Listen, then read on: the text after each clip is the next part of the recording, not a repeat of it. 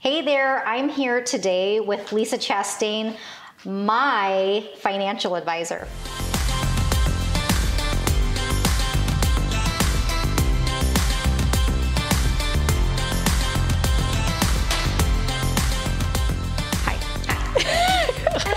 So I have so many questions for you because, you know, being in real estate, I don't know that, well, you do know because I'd never talked to a financial advisor until what, 2 years ago? 2 years ago. 3 years ago? Something 18? 19? 19? Maybe. Somewhere around there. Yeah. So I don't think that people usually talk to financial advisors until they're in the, oh shit, what am I doing with my life and my money? So that's when I talk to you. And I will forever be grateful to you because I can breathe. I actually followed your advice and I'm spending money on my business. Yay! Which is why you are seeing this very professionally produced video. Because I hired Cree from Creeco Productions, and again, lifesaver. But I want to kind of get down to the nitty gritty of how being financially sound relates to real estate, because I think there's a lot of people out there who are either looking to purchase a home, they're looking to grow their wealth, or the other scenario that I really want to start with is they've lost their job or they're on limited hours, but they have equity in their home. What do you suggest that people that aren't working full-time right now do with that equity? That was a lot. That's a lot to talk about and think about. But then into that question of, okay, we have equity in our home, we're unlimited income, but it's temporary. And I think that the best thing to do, not knowing the future financially, my personal advice would be to hold on to the equity, but start making plans for what you would like to do with your equity once you have income again. Being a homeowner without income, if they have equity in their home, is scary. Yeah. I can only imagine how they're feeling. Like they may not qualify to refinance because they don't have income to show that they can refinance. They may not be able to buy a new home because they don't have income. Right. I think the way I see equity is that it's protection, meaning if something were to go terribly wrong and they aren't employed, they could sell that home and that equity is theirs. It's a landing pad. I think it's a safety net for them. Right. But for right now, I think they need to write it out and look for employment, honestly. So people are hiring again, which is awesome. I did hear Resorts World is opening, but I want to say they had like 84,000 applications within a 24-hour period of that application site opening up. Sure. So, I mean, just crazy numbers. Right. So I know I am currently selling a home for a client who they took advantage of the forbearance. They never quit making their payments, but they did the forbearance just in case because one of them has a commission-based business that is like commission salary based. So of course salary is way less than what the commission was. Right. So they did the forbearance. Well, now they're selling. They actually had to come out of forbearance, catch up on those mortgage payments to be able to buy again. Sure, because it takes them out of good standing. Right. No matter the situation. Yeah. So the key here is that you have to find somebody in the financial community, in the real estate community that can guide you through these processes and not feel like you have to go it alone.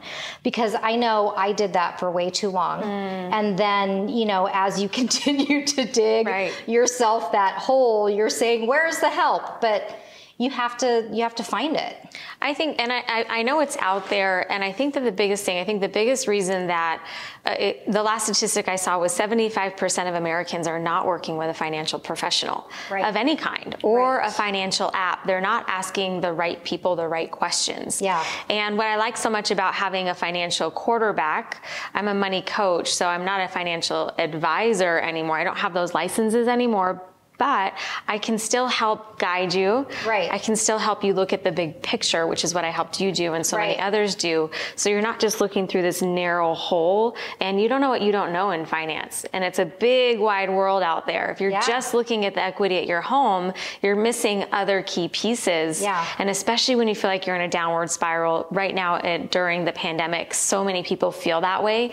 And we don't want you to make any decisions out of scarcity, out of fear, and you could end up being even a worse place. Right. And that's what I think the right financial people in your life can help you do. Yeah. And I think as we unlocked all of my issues with money, that is how I operated. Mm-hmm. I operated out of scarcity, and I held on to everything that I had because I was afraid it wasn't going to be replenished. Mm-hmm. And so it was fear-based, totally fear-based. And it's so funny because now I'll wake up like in the middle of the night. You know how when you can't go back to sleep, all these thoughts come, and most of the time, I think for most people, those thoughts can be negative. Oh, 2/3 of them are. I promise you. Yeah, it is just that negative self-talk of everything that could, can, or will go wrong. Right.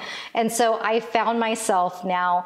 I'm like your mantras that you always are like, hey, what's your money mantra? And I'll find myself saying, money comes to me easily as I'm going back to sleep.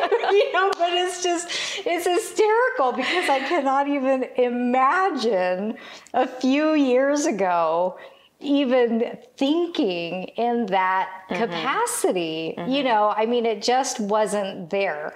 But all of this to tell you that if she could help me, and she did, she can help anybody. She is amazing at what she does. And that's why I partner with you, because I know for a fact that you have other people's interest in mind. You have been there yourself. You have dug yourself, or are still digging yourself out of some holes. Sure. And you have the skill set to make it happen, to where people can actually breathe again. Right. And it's nice. Right. So I know this is just kind of a different time frame. I'm so glad that we met before this pandemic, because I honestly, I don't know what I would have done, had this hit and I was still in that mindset. Right. It would have been a disaster. And it can be catastrophic for people. Yeah. And that's what I don't want. And I love that you're at least just sharing, you're vulnerable enough to share your story so that people can hear they're not alone. Yeah. And I think that's most important. I know when I was going through my own financial difficulty and going through a divorce and out of 2008, recovering from losing my home, I would lay in bed at night, 2:00 in the morning, watching my ceiling fan spin and just like, oh my God, what am I going to do? Yeah. And I was so filled with shame because at the same time I was trying to start a career as a financial advisor. Yeah. I had all these holes in my own finances and in my own life, and I felt like a fraud, and I didn't ask for help. And I think that's what stops a lot of us, is that we think that we have to look successful, appear successful, and that by asking for help, that lessens our knowledge or expertise. Yeah. And I think especially for women, it's just we all have stuff we're working through, and we need to have a team of support, which is why I partner with you. Right. I know when I send clients to you that you're going to be there for them. You're going to walk them through and answer questions and help with the anxiety and the fear. It's not just facts. Right. It's emotional. Buying a home is so emotional. Yeah. And that you can help walk them through the emotions of it just as much as the actual facts and numbers and all that. Yeah. I appreciate the fact that you brought up women, because I know that is who I am so passionate about helping. I know you are as well.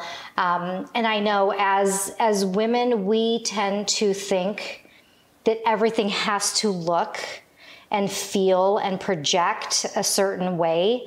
And if it doesn't, that we have failed in some way. And I don't, you know, I'm not a man, so I can't speak for them, but I think they can be like, oh, whatever, you know, it'll take care of itself. And we really internalize that. And so I think because of, I don't know, just societal pressures, we don't ask for help. And I mean, it is so important that you ask for help that you need, because there are people out there that will give that help. There are. So, I mean, all right, I want to shift gears. This was, you know, a little heavy.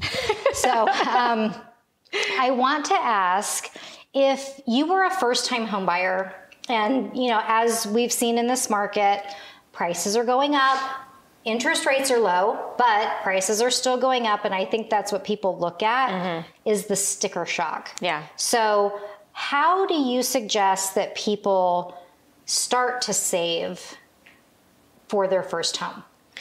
I think that the first thing is, don't do what I did, which is jump in. So I bought my first home in 2003, right before the market shot right up in Las Vegas. So I have a little PTSD from that whole experience. So you're not alone. Yeah. If you're a first-time home buyer, really, I think what's most important is don't give in to the frenzy. Yeah. Stay in your vision and learn what it is that you can afford and that you want to afford first. Right. And find homes that you can afford now, and and wait for the market to be the right kind of market for you. You don't have to get in just because you see prices going up. Right. The fear, the scarcity, the anxiety is that the prices are going to go up so high you'll never be able to afford a home. And that's just not true. Right. That's not true. Vegas will change. The markets will change. That's always something that will happen. Right. So write it out if you're not ready. Don't feel like you have to jump in. That's the first thing. And then in terms of saving for your first house, I think you just have to learn how to save in general. Right. Most people, first-time homebuyers, regardless of age, don't know how to save, which is probably why they're not homeowners in the first place. Right. I have very few clients who are millennials who are intentionally choosing not to own. They don't ever want to own. They don't want to have the responsibility of home ownership. But a lot of people, most people do, especially with families, and they understand the value of being a real estate owner. So if you're trying to save, first and foremost, just learn how to save. Right. Because learning how to save takes time, it takes practice, and you have to know what you're saving for. You have to learn how to set up different buckets for different savings purposes. Saving for travel is different than saving for a home. And if you don't know how to save, that's the first place, is learn how to see, which is what I taught you to start with. Yeah. What are you making? What are you spending? What's left over? And if there's nothing left over, then we need to figure out what's happening in the make and the spend category so that you can then see what's possible to save and slowly start saving in that direction. It's just, it's not going to happen overnight. Right. Okay. Now I am going to link you to all of Lisa's information because her plan is genius. I mean, it really is genius. I could have lived 10 lives and I never would have figured it out. Right. And yet when you show people, it is so simple. So simple. I mean, like, what was I afraid of? You know, and then it's like, how could I not do this? You know, but you just don't know. You don't know what you don't know. And it's okay. And that's why we have each other and we ask for help. That's right. And I can see things more objectively. I can see your money, your finances more objectively because it's such an emotional thing. Yeah. When we're looking at our own money, it's not even that we see numbers. It's that we see mistakes, we see second guesses, we see beating ourselves up for the food that we ordered out. We see reading advice columns telling us to do this, don't do this. It's very confusing. Yeah. You see or hear your parents telling you whatever you heard them saying. And so it becomes this really emotional, overwhelming conversation. So we just want to make it super simple so that, and when you have someone who can look at it with you, they can give you perspective. Yeah. Well, and then you have clients like me who they stick their head in the sand. Exactly. And they pretend that it doesn't exist and it'll go away and it'll be fine. And right. Well, and it does not go away and it's not fine. Yeah. So just so you know. Okay. So I had a very interesting conversation with another partner of ours, Shane Jasmine Young. She is the founder and owner of Young Law Group. We had a conversation about generational wealth. It was a strange conversation for me because my parents didn't save. They didn't have wealth to pass on. They bought their home, and that home was to be lived in until they died. There was no talk of growing money, any of these types of things. So that conversation when we were doing our, my husband and I, when we were doing our estate planning, was eye-opening. I mean, it was, because if you don't know, we have 5 kids, and when she said generational wealth, I'm like, what? Like, she's like, well, what are you going to pass on to your children? Nothing. Can you explain to me how this works? So and I have found that I'm looking more these days at real estate as, you can actually make a plan, to not just take the equity, sell that house, buy a bigger house. Take the equity, buy a house, get a bigger house. You can actually plan to use that equity, to use that property that you own to grow your wealth so that you do have the opportunity to pass something on to whoever you want, your kids, your cats, your dogs, whatever it is. And I just had never really considered it before. And then I talked to a client of mine who, genius, takes equity out, refinances, gets a cash out refi, took $100,000 and put it in stocks. And again, I was like, what? Why would you do that? Did what? So can you kind of speak on that about if you do have the availability to grow that wealth in certain areas? What's the process? Where do you start? How do you plan? I think the process to start is, what is your vision for your life and what is the legacy that you want to leave? Because then we're not talking about numbers, we're talking about purpose. Right. And most families, like you said, my parents never talked to us about leaving a legacy. And in my own experience, I think for a lot of people too, the thought of having a family estate seems like more stress, or if they've experienced family estates like I did, there was more stress that happened with that than there was actually like a loving legacy. Right. So I think it's about being clear about, what do you want people to say about you when you're gone? And what kind of experience do you want for your family, for your kids, right, for the community, whatever that means? That's the first step, is what do I want to leave behind that has meaning? And then from there, we talk about wealth and what the meaning of wealth would be for you or your family. Right. My dad just texted us this week that we had a family friend. It was a close friend of ours, and he passed a few years ago, but his estate just contributed $8 million to UNLV. Oh, wow. Talk about a legacy. Yeah. That his name lives on. Right. And we're part of families who have generations, four generations of people who have helped a company be successful. Right. And to watch how they pass on that legacy is actually more important than the actual wealth that comes with it. Right.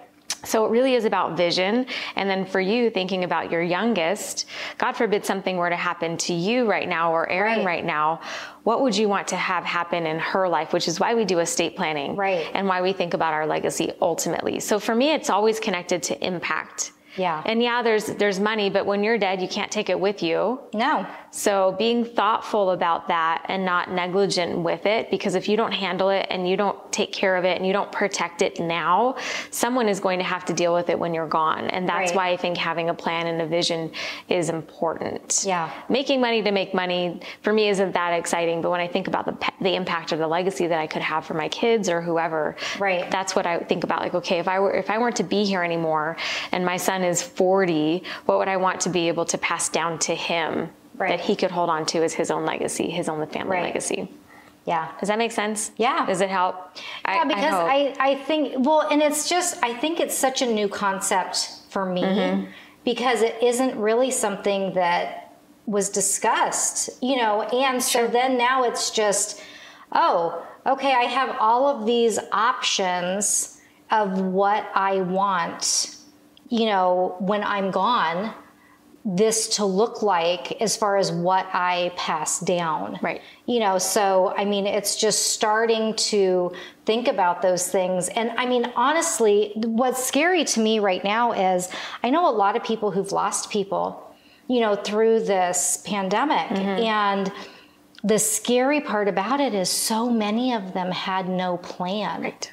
They, you know, they didn't know, again, what they didn't know, but they didn't ask for help.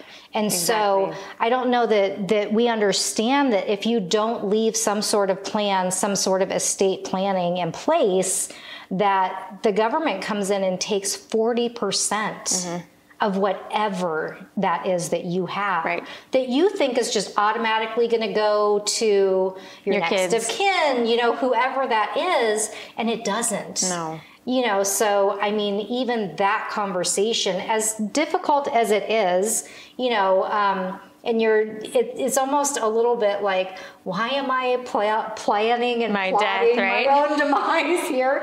But it's vital. It's important. It's really important. I mean, and you know, when we had done just a simple will many years ago, when I was pulling out all of that old documentation, my youngest wasn't even on it. And I'm like, holy shit, you know, like what happens, you know, if something had happened to us, and she's 10. I can't believe she's 10 already. Well, how embarrassing is that? That for 10 years, I let this child go unprotected in some capacity, that if anything happened to her parents, she's just, you know, okay. Right. We don't know what to do with her. You know, it's just crazy to me that, you know, that we were negligent in that way. But see, you get to learn from all my mistakes. But I think it's, you know, it's just so vital to have those conversations. It is. And eye-opening. It is. For sure. It is. And I think that a lot of the reasons that people don't end up leaning in and getting help is that it feels so overwhelming. Yeah. It feels so overwhelming. And what I really want people to hear and know about my world is that we baby step it. Yeah. I'll meet you where you're at. We'll plug you in where you're at, what you need. And it's all about elevation. And over time, now 2 years later, you have a totally new reality and totally new things in place. But we wouldn't have started with estate planning or legacy planning from day one. No. Right? It's all about just taking action, small steps at a time to get you in that motion. Yeah, because I was embarrassed to tell you how much I spent on Starbucks when we met. Yeah. The finance industry does a really good job of shaming people. Yeah, and and honestly, that's the only reason that you and I connected, is because you don't operate that way. You're like, yep, been there, done that. Okay, let's move on. What's the next step? What's the next thing that the next hurdle we need to overcome? Right. So yeah, I mean, it's not like I thought it was going to be, but you know what? I found you when I was ready to hear what you had to say. Right. Also. So, I mean, you know, I think it's vital that we surround ourselves with people who want to see us succeed. And that makes all the difference. Yes, I agree. I hope you really found a lot of value in this discussion. I mean, I know I learn something new every time we talk. So I'm going to link all of Lisa's information. I'll link Shane's information so that you can actually find the help that you need to advance wherever you want to go. If it's just that you want to pay down debt, you want to get control over your finances, you want to save for some big awesome vacation, this is the lady who is going to walk you through to get you there. So we will talk to her again, I am sure, as soon as I get more questions that I need expert opinions on. So thank you so much for being here with me today. I love you so much. And if you also need some amazing video production, because you know we look so good over here, reach out to Cree at home at Creeco Productions. She will hook you up. We'll see you next time. Bye. Bye.